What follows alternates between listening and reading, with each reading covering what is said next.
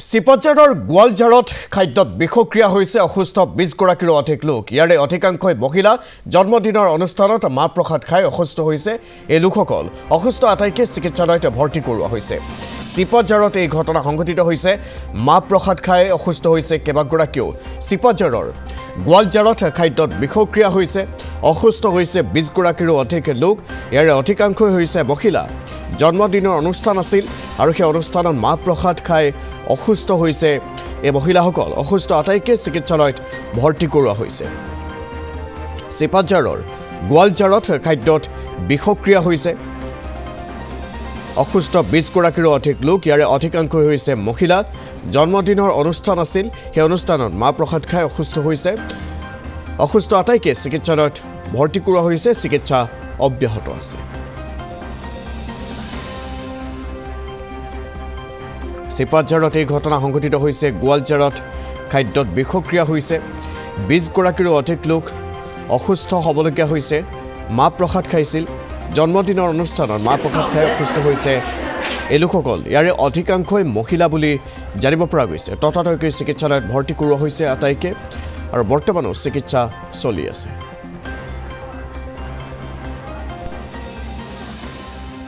এই একেৰাহে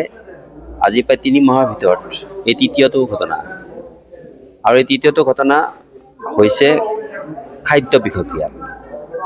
তাৎপৰ্যপূৰ্ণভাৱে এই খাদ্য বিষক্ৰিয়া আজি গোৱালঝাৰৰ এখন গাঁও যেহেতু তেওঁলোকে মানে জন্মদিনৰ যি মানে আমাৰ চাহ জাতীয় বস্তু বা আমাৰ বুট বা অন্যান্য আমাৰ যিখিনি খাদ্য সেইখিনি খাদ্য গ্ৰহণ কৰিছিল আৰু খাদ্যটো গ্ৰহণ কৰাৰ পাছতেই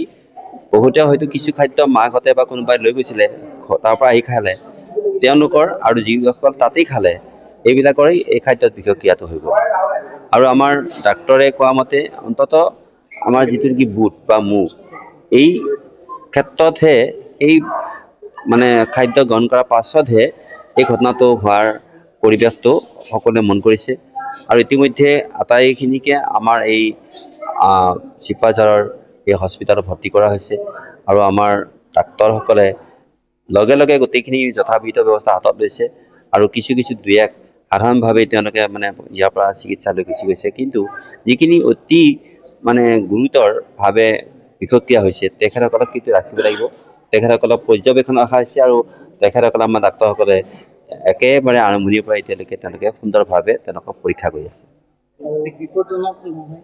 বিপদ বা সংকটজনক অৱস্থাটো এজনৰ ক্ষেত্ৰত প্ৰযোজ্য হৈছিলে কিন্তু লাহে লাহে আমি মন কৰিছোঁ যে সেইগৰাকীক আৰু বাহিৰলৈ নিব নালাগে এতিয়া মই ভাবোঁ যে আৰু 1 ঘণ্টা 2 ঘণ্টাৰ পাছত ইয়াতেই তেওঁ মানে সুস্থ হোৱাৰ এটা আশা আমি কৰিছোঁ এতিয়া 17 জন ভৰ্তি হৈছে কিন্তু কিছুমানে বাহিৰে কিছুমানে এটা চিকিৎসা কৰিছে অলপ সময় দিছে কোনোবা হয়তো এটা চেলাইন লৈ গৈ পেলাই অলপ স্বস্তি নিশ্বাস কাঢ়ি পেলাই তেওঁলোক গৈছে কিন্তু ডাক্তৰৰ ফালৰ পৰা কিন্তু তেওঁলোকক পৰ্যবেক্ষণ ৰখা হৈছে 17 জন চিকিৎসকৰ যিটো তৎপৰতা মানে আমি দেখিছোঁ যে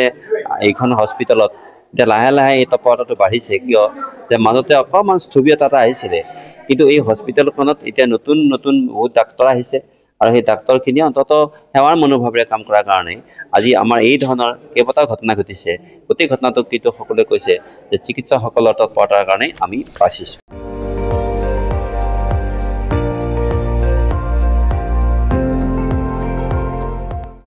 আপুনি চাই আছে ND24